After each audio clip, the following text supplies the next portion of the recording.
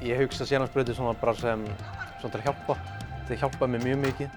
Áður fyrir þá var ég óöruggur, var ekki tilbúinn að fara upp í tíma og mér fannst Seljalandsbrautin hjálpa með það í raun. Það var léttara að tala við kennarana hérna. Ég held að skólinn er þekktur fyrir það, FMOS. Ég held að það kom á óvart. En af hverju valdirðu þá að koma í FMOS?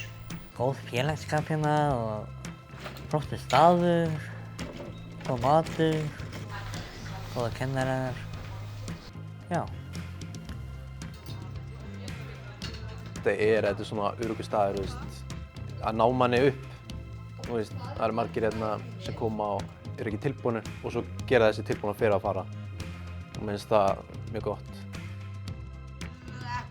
Í raun þá fannst mér að það var alveg svaka tíma.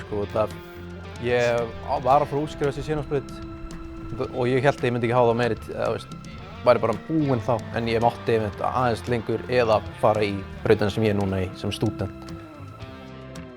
Maður er með eitthvað nokkru hugmyndir. Maður langar annaðhvort vera smiður múrari, bara út af tengslum. En maður er bara núna að reyna að ná stúdent og reyna að fara í næsta skóla. Maður er nú tilbúinn að fara.